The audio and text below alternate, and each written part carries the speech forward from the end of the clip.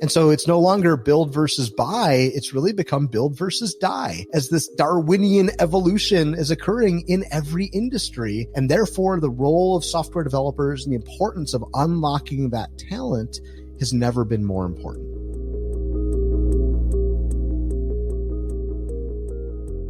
So Jeff, great to have you on the NFX podcast. Happy New Year to you. Thank you, Pete. It's great to be here, and Happy New Year to you and to all the listeners. I hope that folks are waking up for 2021 and believing that it's going to be uphill from where 2020 was. That's for sure. We certainly hope so. So kind of rewinding. So we met, more than a decade ago, I think. So when I was running Twilio, you were running and still are running Twilio. We were at Twilio one of the very early customers of Twilio, and was just such an important tool for us in the early stage, trying to connect consumers and real estate agents with a web platform in this online world. So it's amazing kind of what you've achieved since those really early days. Maybe just to let's take 2020 as a context. It's been a crazy, crazy year. You said on Mad Money that you think coronavirus has sped up digital transformation by as much as 6 years. Tell me what you saw in 2020 for your business. Well, if you think about what Twilio does, right, we've really always offered three things to companies, and it turns out they've been particularly relevant for the era of a pandemic. Twilio offers, first of all, digital engagement.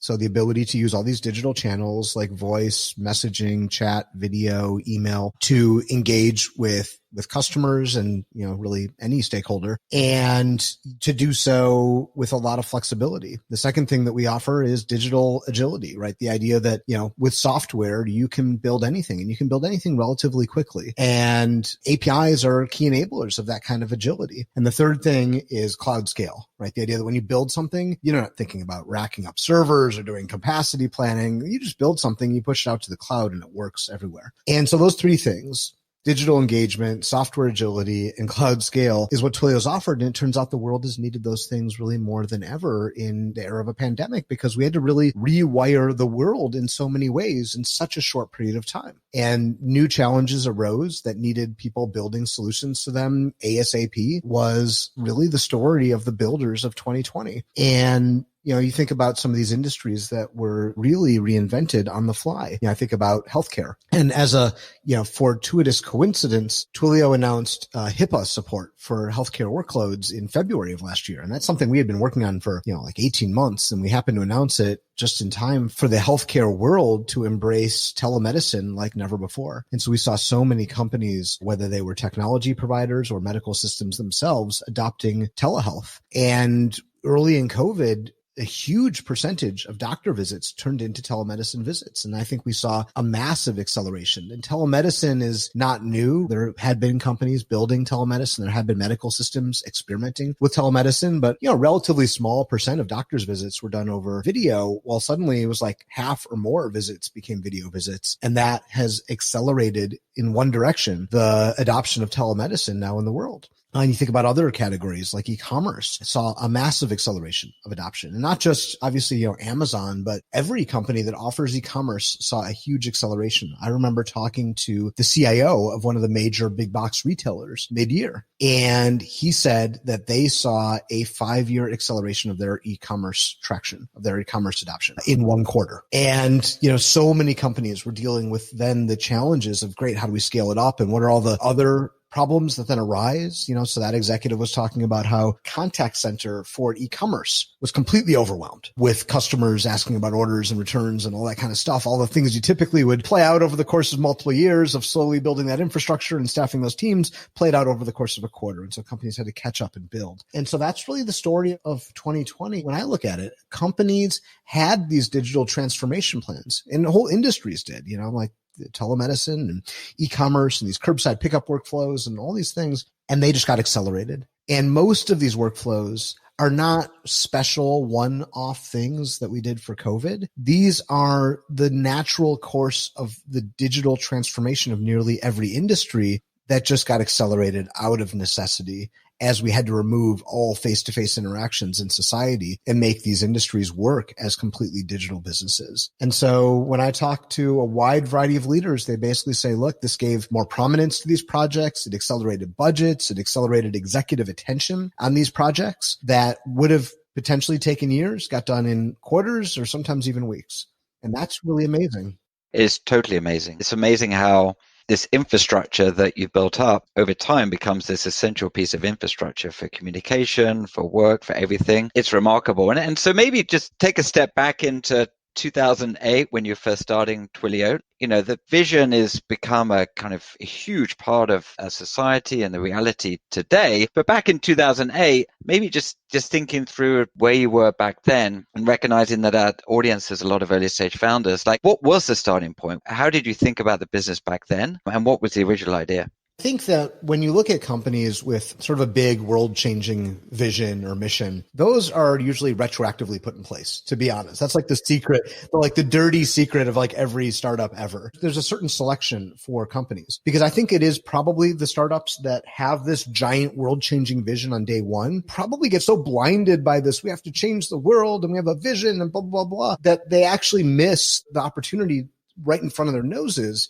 And so I think probably the best startups are those that aren't founded with this, idea of this giant mission. They're founded with a relatively simple thing is I know a customer segment that has a problem and I'm going to go solve it. And if you do that really well in the early days of a startup, you kind of earn the ability to say, okay, we did that. We're making money and we're growing. What's next? How do we decide how to take our early success and turn it into future success? And that's when you start thinking about, okay, so what is the real like North Star of our company? And like when we have to pick the next thing we're going to do, should it be over to the left or should it be over to the right? Well, we need some sort of guiding vision. Now we're going to install a framework to help us make those decisions. And so that was how it was at Twilio, which was what we knew was I'm a developer. I had been a software developer. I learned to code in the 90s and I'd started 3 companies before Twilio. And I was one of the first product managers at Amazon Web Services. And when I left Amazon, I knew I wanted to build my next company around something that I was passionate about, something that I get really excited about. And I thought back to, my time as a developer and as a company builder.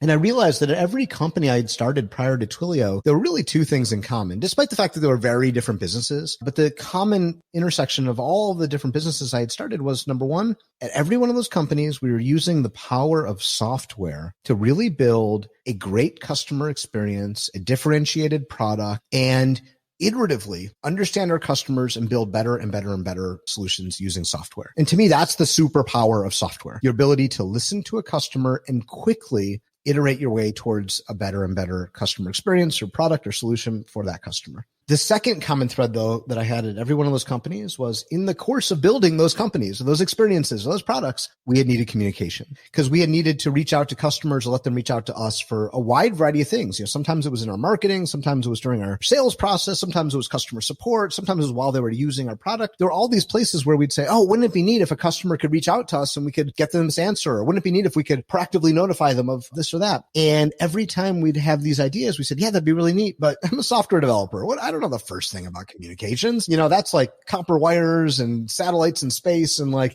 so you call the companies who seem like they didn't know this realm. You call, the hardware companies or the carriers and you'd say, hey, we have this idea. We're trying to build it. And you explain it to them. And, the salesperson would say, yeah, we're happy to help you with that. First step is you're going to run copper wire from the carrier to your data center. And then step 2, you're going to buy a bunch of hardware and rack it up. Then step 3, you're going to buy a software stack to plop it on top of that telco hardware. And step 4, you're going to bring in a whole professional services army to come bang the whole solution into shape. We think we can do that for you, but it'll take, 2 to 3 years and $2 to $3 million. Sign here, we'll get started. And every time I had this experience, I said, wait, hold on a second. We're a startup spending millions of dollars on this one feature idea. We can't really do that. More important than that, because, maybe there are some companies, some, big enterprises, maybe they could sign that check very easily. The more interesting part of that answer was years. It would take years to build this V1 of this idea we have, and customers would never get to play with it until we had built the whole thing and spent millions of dollars in years. And then once customers told us all the things wrong with it, then we have to embark on the next version, which is again would be millions of dollars and years spent. This is the complete opposite of that software ethos. Everything we do in software, we can measure in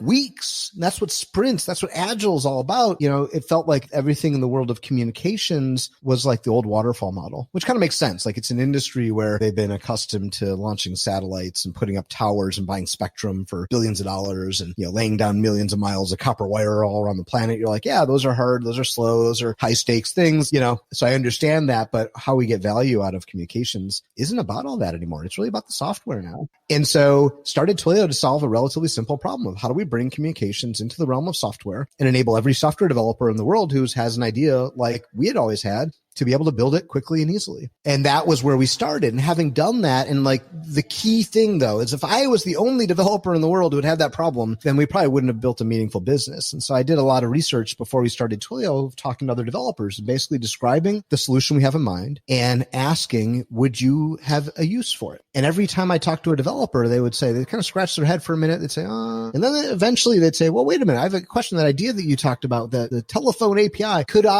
and they'd explain some use case they had recently. Could I notify my customers when a package ships from my e-commerce website so that they don't keep calling customer support to ask where their package is? And I would say, yes, that'd be really easy. And they'd say, oh yeah, great. Well, let me try it when you build it. And after having that conversation enough times, realized that I was not alone in seeing these use cases and needing a way to solve it. And that's what gave us the conviction to start the company. And it turns out now we've got over 10 million developers in our ecosystem and over 200,000 businesses who are customers of Twilio. And so the key to me was, one, solve a customer problem, and two, make sure that the customer problem you're solving has legs to be big enough to solve many customers' problems so that ultimately it's a big opportunity worthy of your time and energy. Yeah, I mean, I think the sort of original vision is truly borne out. And I think there was a simple problem to solve. I think a lot of people didn't realize how big an opportunity it was. And the timing, obviously, with the rise of the smartphone was where you kind of have this sort of telephony meets software environment was obviously hugely impactful. Obviously, during that time in kind of 2008, we went through a recession back then. And now, we've got this sort of crazy, it doesn't necessarily feel like a recession in the sort of like in the same way, but clearly there's a sort of economic change going on. How have you personally navigated this change with impact of coronavirus and remote work? And how have you as a founder CEO evolved your leadership to successfully navigate in these crazy times?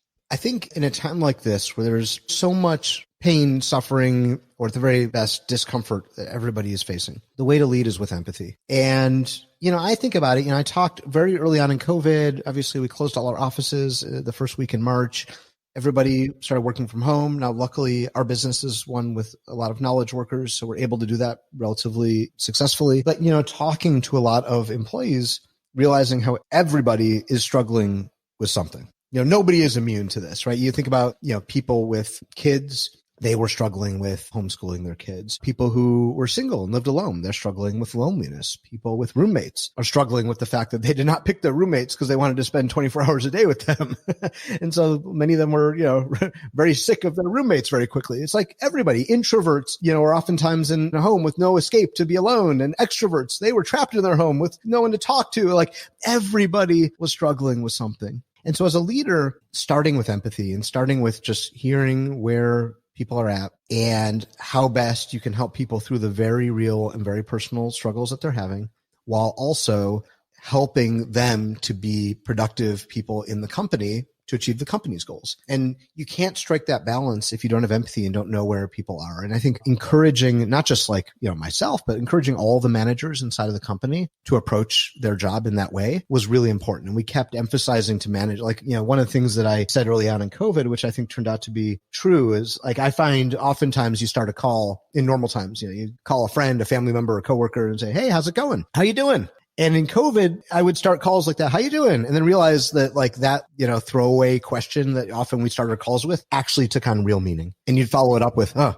are you really doing? And actually get to a real conversation with folks about how they're doing, what they're struggling with, are they feeling good, are they feeling bad? And encouraging every leader in your company to really approach their conversations that way and to moderate the work to meet people where they're at. Some days, I'm feeling down and you can take up some slack. Other days you're feeling down and I can take up the slack.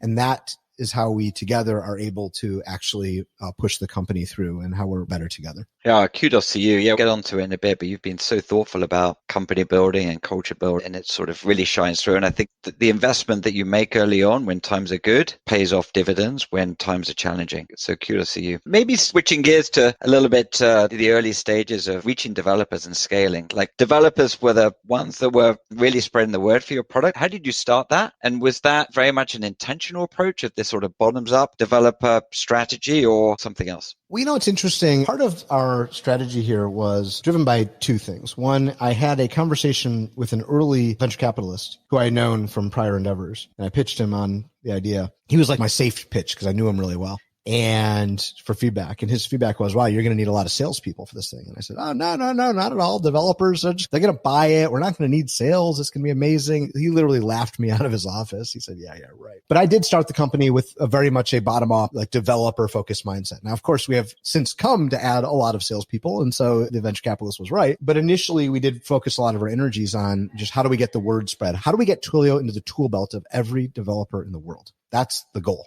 Because if they're anything like me, once it's in the tool belt, they will have all these opportunities to use it because the business problems that arise that developers are tasked with so often need communications that if we're there in the tool belt, the moment that problem arises, they will use Twilio. And that has proven out to be true. And so we just started by treating developers like customers. And it's like, sounds really simple, but there's a lot to it. Most companies who claim to serve developers actually don't see developers as customers. They see them as a strategy. They see them as like, you think about like the big platforms that add a developer element to what they do. It's about how do developers make our platform better? And so developers aren't customers. They're like an audience that you try to win over in order to actually add more value to the company. And if it works, great. If it doesn't, then you change strategies. And that's why a lot of the platforms so frequently say, hey, you know what? I know we put out that API last year, but it's not working out. We're going to pull it back. And developers mistrust those things because they are not the customer. They are part of a strategy. And so we always said developers are the customer, and you treat them like a customer, and you treat them as the source of your revenue and the source of your success as opposed to a strategy. And so part of what that is, like, I actually took a lot of inspiration. One of the companies I started before Twilio was a extreme sporting goods retail business, actually bricks and mortar retail business in Los Angeles, a store called 9 Star. And we were doing skateboarding, snowboarding, surfing, BMX biking, all this kind of X Games type sports. Yeah, it was totally random. I don't do any of those sports. It's a long story. But one of the things that always struck as super interesting about that is that those are like lifestyle sports. Those are like people who skateboard think like they kind of wrap their life in the ethos of that sport. They wear the clothing. They visit the stores a lot because they love hanging out with other people who do that sport. They are always interested in the new gear. They watch the sports on TV. They've got their heroes. Like, it's a lifestyle. And I think software developers are actually kind of like that. Not all of them, but a lot of them, where they actually like think about, they go to work, they write code, they come home, they got their side projects, they write code. They love reading things like Hacker News just to learn new tips, new tricks, and always get better out of this sense of curiosity and enjoyment of this field that is both a profession, but also a hobby. And so we treated it like that. We did a lot of things, I think, to help encourage that. We sponsored a lot of hackathons. We ran hackathons. We, gave out a lot of t-shirts. At one point, I predicted that we would give out, I don't remember the exact prediction actually. It was actually BlackBerry. It was like when the iPhone was launched and you could sort of see the writing on the wall for BlackBerry. I said, prediction, in 5 years, Twilio will ship more t-shirts than BlackBerry ships phones. That may have been true, but track jackets were a big part, and they still are a big part of our culture. And the idea was, to create this sense of pride is like, I'm a builder and I want to connect with other builders, and I've got my tools, and I've got companies who really understand that and help me unlock the best. Like, I'm very inspired by Nike as a brand and as a company. Like, the idea that they took the idea of unlocking the athlete in every person is their mission, give or take. It's not exactly the wording, but that's how I interpret it. And I think that idea of how do you let something come out of people that is inside them and a part of their life and a part of who they aspire to be. And I think that every company in many ways wants to be builders and wants to be builders of technology and wants to be able to compete with the likes of Google and Amazon and Uber and Facebook and like be an amazing technology company. And it's hard, but it's aspirational. And I think part of how we've thought about it, both at the individual level as well as at the company level, is like, we're going to help you do that. We're going to help you be great at this thing that is aspirational for you. Yeah. I mean, back in the day, the developer conference, the event, I mean, the word was out, and it was clearly those sort of tactics were highly effective. As you think about the strategy, I know from Twilio's perspective, we implemented Twilio during a hackathon, and it, suddenly was implemented, and then it was just like irreplaceable. I'm sure that kind of embedding defensibility has been hugely valuable. But as you think about network effects, and obviously something we at NFX think a lot about, like, what do you think about the broader platform opportunity here? I know the company has been very active in M&A over the last couple of years. Like, how do you think about broader defensibility and the network effects you're building at scale today? I think that a lot of people hang a lot of their hopes on like network effects and like that's what'll make us succeed. I'm a little less of a believer that there's like the silver bullet, if you will, of success. And a lot of people look at the success stories of network effects, like Facebook, and believe that if they can only build that, then, that's the key to their longevity or their success. I don't totally buy into that, to be honest. I think that that is one tool in the toolkit of trying to make it that the more people you serve, the better off all of your customers are. But that's certainly not the only tool in the toolkit. And I think a lot of people put too much into that one tool because you look at some of the successes of, say, a Facebook and all that kind of stuff. I just think you've got to have a multi-pronged approach to add more value to your customers every day. And it's sort of as simple as that. And so network effects are often thought of as, how do I create a stronger company? What's my moat? Really, I'd be asking the question, how do I add more value to my customers? And as I grow, is there a way that the rest of my customer base or the rest of or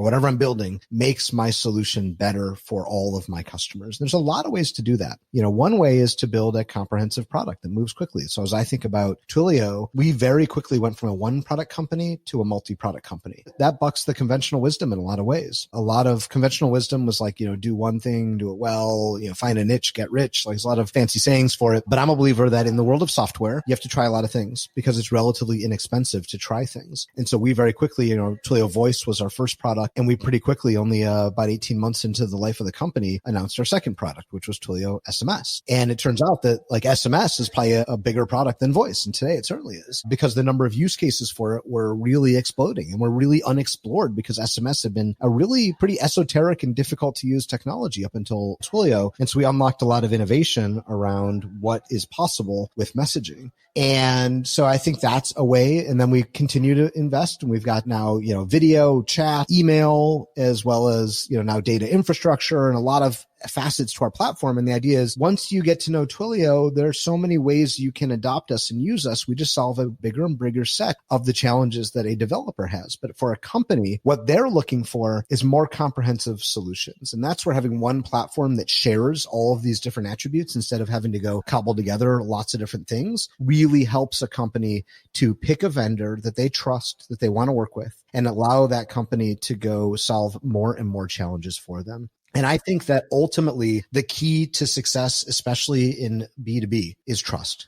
Trust is the number one thing that you sell. And, you think about what the cloud is. The cloud is saying to your customer, hey, this part of your business, whether it's your infrastructure, whether it's some app, whatever it is, trust that we are going to execute on this idea better than you can do it internally. Trust that we are going to keep building, that we're going to keep it reliable and secure, and we're going to add features and functionality, and we're going to do it better than you can do it yourself. That is essentially asking for your customers' trust. And so fulfilling on that trust every day, that's ultimately how you build your business, how you retain your customers. And I like to think that we earn our customers' business every day. So there's no idea of like, we don't think at Twilio, we don't think about lock-in and we don't think about, any of those things. All we do is think about how do we earn our customers' business every day with a combination of trust and execution. That's how we do it. And that's how we stay ahead of anybody else. That is scalable to like every business, if you will. You've done, it's such a terrific job. I think just from a kind of network effects perspective, we think about this very broadly. So I think exactly what you just said, which is like, as you add more users, how does the service become more valuable for every other user is exactly what you've done. Exactly the same process we think about network effects. And then also defensibility. Clearly, you've built a very enduring company, and defensibility is really coming from embedding, from scale, from network effects, and also brand, which is really a proxy for trust. So kudos to you. And it does seem, I think a lot of, you may have seen this in your journey, but early on, investors, I think, might have perceived what you're doing as plumbing for services that could be easily ripped out or doesn't provide scale benefits or isn't trusted. And I think they probably misunderstood how big the market was. And that's been borne out clearly that this is an enormous market and this is not a commodity process or commodity product in any way. It's interesting. There's a good book I've recently discovered called 7 Powers. Have you heard of it? I've not heard of it, no. I'll make a book recommendation here. 7 Powers by Hamilton Helmer. And he talks about essentially, what is power? Power is your ability, building your company, to achieve essentially long periods of outsized returns for your shareholders. And then he says there's basically 7 fundamental powers that enable you to do that. And most businesses don't have all of them, but thinking about these in terms of how you are building power in your business, i.e., the ability to have outsized returns is important. And he's got several ones: counter positioning, scale economies. That's kind of what network effects often goes to. Switching costs, or network economies actually is probably more of the network effects one. Process power, branding, and cornered resources. And so I would give that as an interesting book recommendation to any listener who's interested in kind of thinking about, I want to serve customers, but I also want to make sure that I don't give all the value to my customers, because if I'm starting a company, I need to create value for myself and my shareholders too, which is absolutely fair. And I think there's a pretty interesting framework that I've recently become a fan of. Cool. Okay. Checking it out. Okay. Book that's on the Amazon order list. So talking of books, you are releasing a new book called Ask Your Developer. And so what's the kind of genesis for this? You mentioned in the prologue that there's and I've seen it so many times, that Ask Your Developer billboard, and this is a kind of quick code for developers. Tell us a story about that. Well, it was about 2014, I think. We had bought a billboard and we needed to decide what to go on it. And we hired a firm, like a communications firm or whatever. And they did a lot of work. They talked to a lot of our employees. They talked to customers, and, they basically pitched us and here's the best idea. It's like, we're going to, great companies use Twilio, and put a logo. And I'm like, really? We just spent 6 months to figure that one out. And so we're stuck with, we got a billboard. It's going up on Monday and we need the creative. What are we going to put on it? And something that had been in the back of my head for a long time, one of the things I just would think about in the shower or whatever, was the whole idea of those commercials for drugs where they say, ask your doctor if Fervabin is right for you, and I was just, for some reason, my brain just always went to ask your developers if Twilio is right for you. And so we're in this meeting and we literally just had to we could not end the meeting without deciding what went on the billboard, because it was going up on Monday. And I just blurted out, how about ask your developer? And everyone's like, what do you mean? I'm like, well, it's just sort of developers know about Twilio, and, the executives should be listening to their developers. And, that's one of the mega trends that's really going on, is developers are able to adopt services and tools very quickly, very inexpensively, things like Stripe or Amazon Web Services or anything else that are allowing them to innovate faster and drive the businesses forward. And so really, I think that executives should be, listening to developers, both in terms of it's sort of this wink and nod to the developers of the world, hey, you know about Twilio, good for you. But also this bigger message around developers should be thought of as leaders inside of companies who actually know a lot about what companies need to do to innovate and to win in this world, and businesses should consult them. And so we did the billboard, and,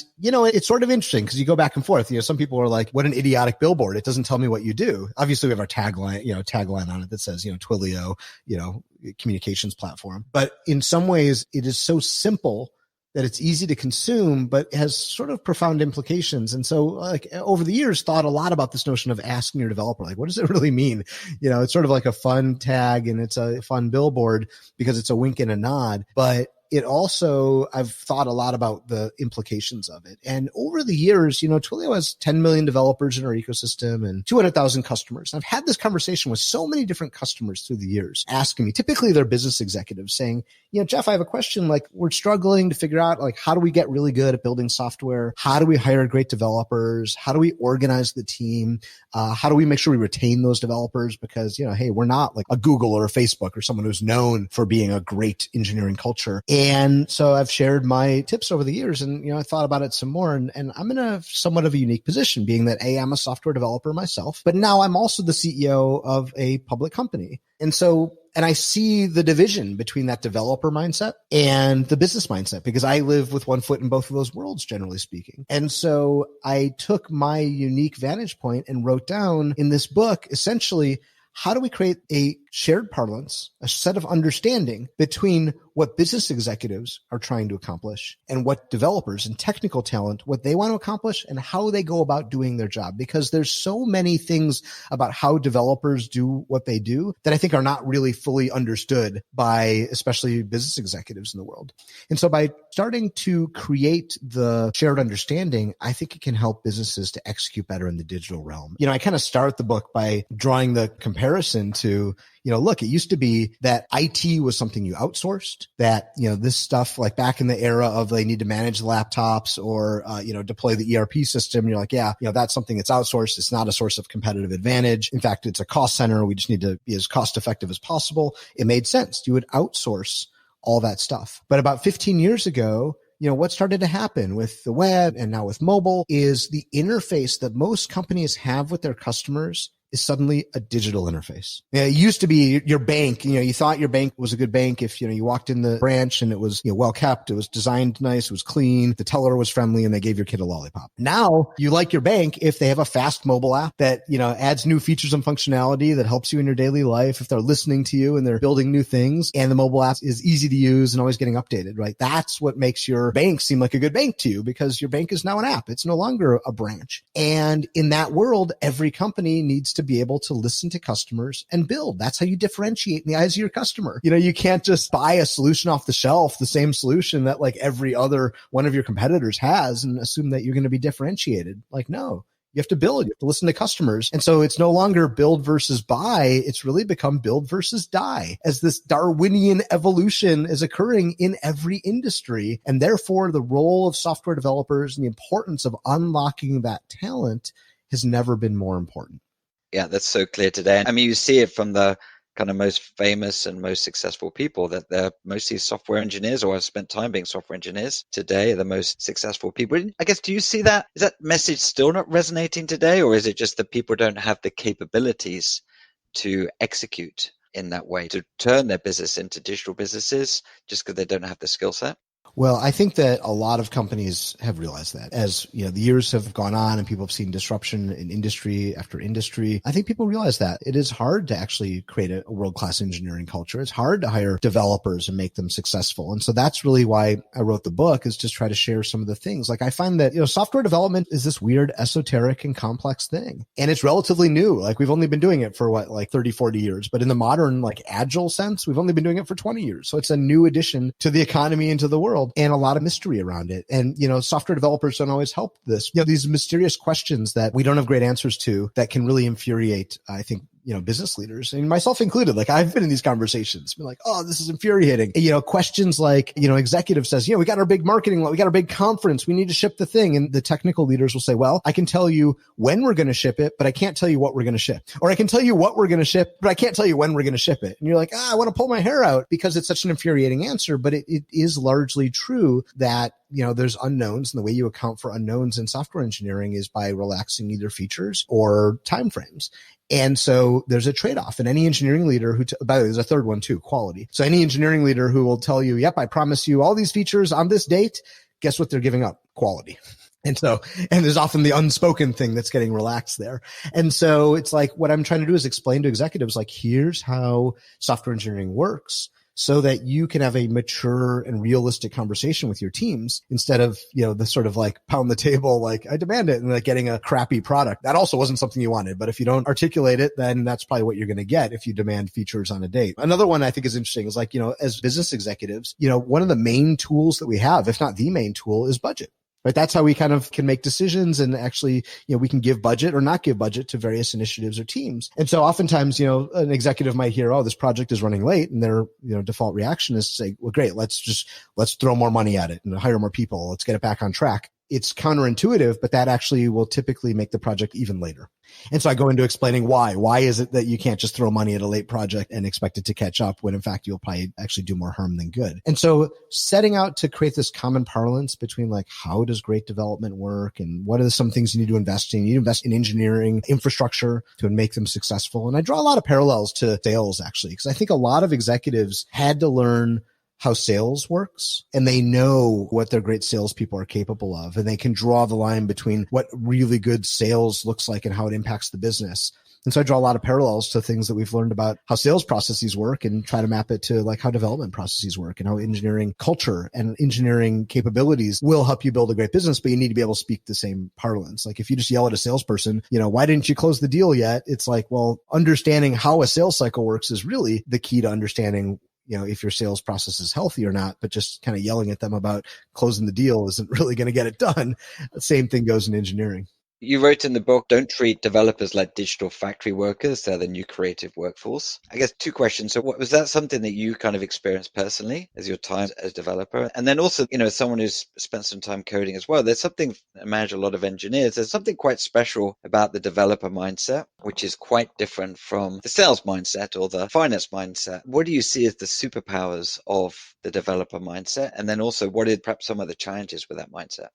Well, the interesting thing is that code is a creative endeavor.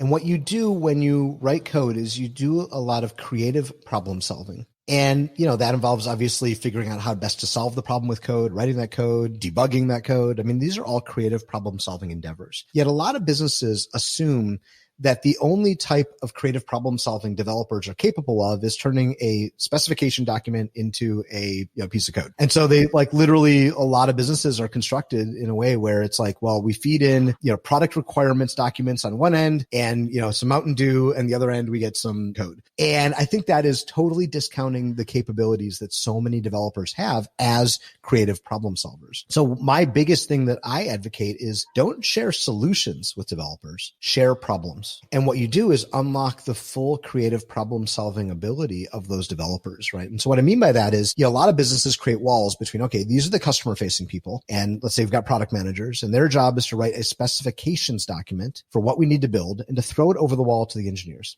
And then the engineer's job is to write software that matches that specifications document. And so what you're doing is you're sharing a solution. Build this thing. I want a form with a field that says name and 40 characters long, and I want you to go build that. And if a developer has no idea why you need that form and doesn't know anything about the customer or the problem that's getting solved, well, they'll dutifully build you your form, even if there could be much better ways of solving that problem. But if you share with the development team and with the developers, here's why we need to build this thing. We're trying to reduce the friction in our sign-up form and make it so a customer can get started in 30 seconds instead of half an hour, which it currently takes. Now you've got developers say, wow, there's a lot of good ways to solve that problem. And by the way, whatever we think of as our first step, there may be 100 steps after that can make it better and better and better. If you take the problem and put it in front of the team, that enables them to use their full brain and come up with things that connect both their understanding of the technology, the understanding of the architecture of what you have, and find the, least path, highest impact way of getting to a solution to that problem that may not be available to them if they either A, don't know what the problem you're trying to solve is because they just were handed a spec, or B, the spec doesn't give them the leeway to actually come up with a better way to solve that problem. And so that's where sharing problems instead of solutions really accelerates your development and gets the most out of your talent. And the other thing that it does is it treats developers like full human beings with full set of capabilities. And the best developers want to work at companies where they use their full brain. And so if you hire developers and don't allow them to do that, I suspect that many developers won't stay in those jobs for very long because they don't feel like they're getting fulfilled by the work. I couldn't agree more. You're under pressure as a CEO to be the person with all the ideas and the solutions, and that's complete disaster. I know personally when you open it up and you share the problem, not the solution, then you get the full creative force of the organization and it unlocks remarkable ideas, and it's a necessary ingredient for a startup success. Switching to kind of culture and communication, I remember hearing you speak at a conference about Draw the Owl, and it was a part of, you've been very thoughtful, this was many years ago, very thoughtful about culture building. Can you explain just firstly about how you think about the internal culture at Twilio, and then kind of perhaps into the book, what are the cultural changes that businesses need to make to fully, other than sharing the problem, not the solution, to really unlock the full power of this digital transformation? So I think about culture, people often use the phrases culture and values interchangeably. And here's how I think about it. And I actually add a third one to it, the operating system. The culture of a company is what you feel when you come to work every day. You interact with your coworkers, you interact with customers, and you go about doing your job. How do you feel about that? That's really the culture of the company at work. That's a very amorphous thing, right? How do you feel? And so what leaders need to do is to put words to that feeling. And I think of those words as handles that let you guide it, that let you steer it, that let you maintain it.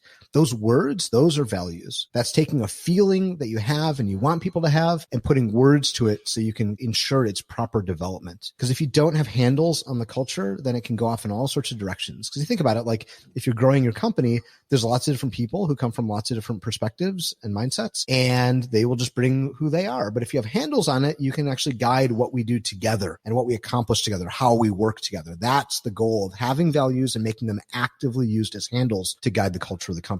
And as I think about values, you mentioned one of our values, draw the owl. That comes from an old internet meme, how to draw an owl. Step 1, draw some circles. Step 2, draw the rest of the owl. And like in the early days of Twilio, that just tickled us. We thought that was so funny, but like it kept coming up strangely in building the company. Like somebody would, ask a question. Hey, does anyone know how to do this? And someone would just say, draw the owl. Right? It basically means figure it out, ship it. Like there's no instruction book. It's ours to write. So ship it and figure it out and iterate. And so one thing I found is as you articulate the values of the company, what you're really doing is you're creating the unique parlance for this group of human beings. And every group of human beings has essentially a set of heroes, rituals, and symbols that they come to identify that group of people. And you see it in religions, you see it in countries, you see it in colleges. Like when you affiliate with a group of human beings, there are symbols, heroes, and rituals that help you to become a part of that group. And in many ways, that's what you're doing because you want to create this sense of pride and affiliation in the group of human beings that are going to work at your company. And so that's how I thought of it. And like, nothing like you think about typical company values, words like integrity. That's a fine word. I know what it means in the dictionary, but is it really one that you use in your everyday language? Is it really one that differentiates your group of human beings from the next one? Not really. And so it ends up becoming one of those empty words on the wall. And so the way I've thought about it is like, we have a value, no shenanigans.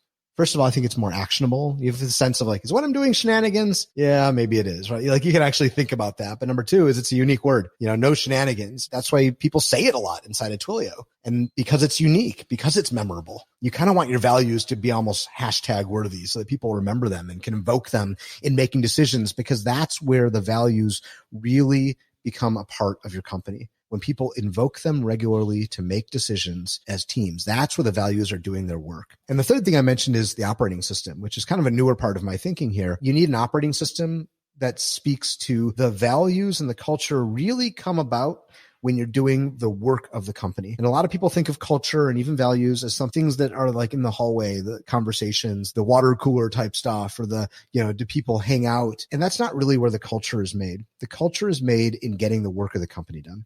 How do we make decisions together that everyone's not going to agree with? How do we hold each other accountable? Those are the real things where people are going to disagree. People are going to have different ways of solving problems, and it won't be clear. How you resolve those tensions, that's really where the culture is made. And so I've started to think about you need to build a set of mechanisms and take those values and turn them into mechanisms or practices within the company that actually put them to work and help the company to resolve those tensions in a way that is the way you want to do it for your culture and your values. So for example, one of our values is ruthlessly prioritize.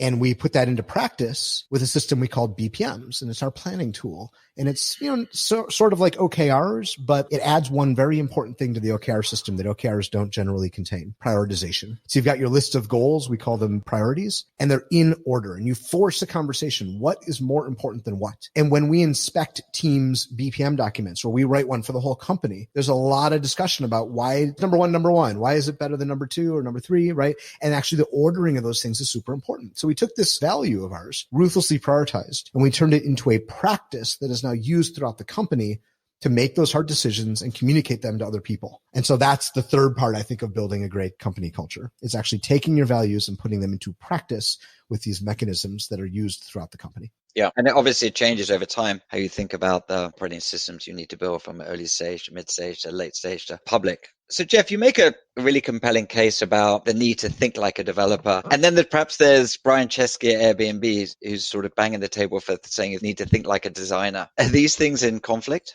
They're not. There's a place, obviously, for both. I think, developers, you don't need to think like a developer. There's just a lot of different personalities in the world. But what you need to do is respect the things that developers can bring to the table and how they can help you be creative problem solvers in the business, as opposed to just feeling like they're code monkeys. And the same way I feel about designers. Like designers have a role in so many processes. And, I think of designers as people who tend to think outside in. They think about the interfaces that customers are going to use, not literally interfaces, but like designers tend to think about what the external appearances of a thing are. And they think less about maybe the internal machinations of things. And you need that. If all you do is think about how it's built, which is what engineers often think about, and they don't think about how it's used, well, you'll often end up with suboptimal outcomes for your customers. But if you just think about the exterior appearances, how it's used, but you don't think about how it's built, well, that can take you on a path of a lot of pain with bad architectures or things that aren't scalable or things that don't actually work. And so you need both mindsets. You need the mindset of creative problem solving in terms of how can this technology be used to solve a big, hard customer problem? And you need the designer mindset of saying, if we build a thing to solve a customer problem, are we sure that the users are going to get the value out of it that we think they're going to get when we start it out? And so I think they're very complementary mindsets. And then obviously going back in history, so Leonardo da Vinci, he was both an amazing visually minded designer, but a remarkable engineer as well. So I think over time, we've kind of separated these disciplines. I think that if companies hinge their success on being able to hire the next Leonardo da Vinci, I think that is not a strategy probably for building a business. Yeah, I think you need to accommodate the fact that most people are not going to be great at both things. You need to build a team that has all the skills you need. I agree. I do think that many of the best developers have a designer mindset and vice versa. There's just this curiosity and customer orientation and how they think about kind of solving problems in different ways is hugely valuable. The customer orientation part, absolutely. And you need to build, in part of the book, I do talk about how do you get your small teams to be really customer focused? Organizations, if you think about it, as they grow up, they tend to build a lot of silos and a lot of walls that are designed to shield technical teams and developers from customers. Customer support or your sales team or your sales engineering team or product managers themselves are all designed in some ways to prevent your engineers from talking to customers. And I think that's a big disservice to your customers, to your engineers, and ultimately to the mission of the company you're building. And really what you should seek to do is the product managers in particular, they should be the ones who their job is seen as, how do I facilitate the right engagement between the engineers, the people building the products, the people who want to solve those problems, and customers. And obviously you can't, put developers all the time on the front lines of every sales cycle or every customer support interaction. Clearly you need to have those functions. However, if you let those silos go up, poke some holes in those silos and make it so developers do get opportunities to interact with the right customers and to take those learnings away, it really inhibits your ability to design and build things from that customer perspective. Yeah, we've talked a lot about software development as it applies to business. And it clearly is true that digitization and software processes are kind of embedding everything that happens in business today. I'm curious, as you think about how this mindset and software development is applied to broader life and the decisions we make in terms of how we live, who we spend our time with. Is there any insights that you have about applying this mindset to one's life? I think there's a creative problem solver mindset in a whole lot of people. And I think if you try to let that come out in your work and in your personal life and embrace it, whether it's, personal things that you're doing, hobbies, whatever. And I think that if you can actually figure out how to apply it to your work and your personal life, I think that just leads to a fulfilling life, because I think human beings, we're sort of wired to build. I think that's part of one of the defining attributes of humanity. And so giving yourself places where you can exercise that, I think for a lot of people, not everybody, there's no number one rule for every human being, except we need oxygen and calories. But I think there's a whole lot of people for whom they would benefit from being able to exercise that creative problem solving ability, but who your job doesn't necessarily involve it on a day-to-day basis. And, think about how to incorporate that into life. That resonates with me. I think if you look back in the sort of industrial revolution, it was focus on mechanization of everything and really sort of humans doing robotic tasks. And thankfully, computers are doing a lot of those robotic tasks today. And now it kind of frees up the creative juices and ability to really apply kind of what is fundamental to us. So maybe we end on that. This is the opportunity to build as we go into 2021, develop a mindset to use creativity to build something remarkable is truly good for the world. It is time to build. The world has bigger problems than we've seen in a long time. And so it is a time to build. And that's a great way to end. Well, Jeff, thank you so much for spending time with us today. Looking forward to reading the book, Ask Your Developer. I'll be sending a few copies to our NFX portfolio companies for sure. Thanks again for joining us today. Thank you, Pete. It's great to be here. And to everyone listening, I hope you have a fantastic 2021. You've been listening to the NFX podcast. You can rate and review this show on Apple Podcasts, and you can subscribe to the NFX podcast on Apple Podcasts, Spotify, Google Podcasts, or wherever you get your favorite podcasts. For more information on building iconic technology companies, visit nfx.com.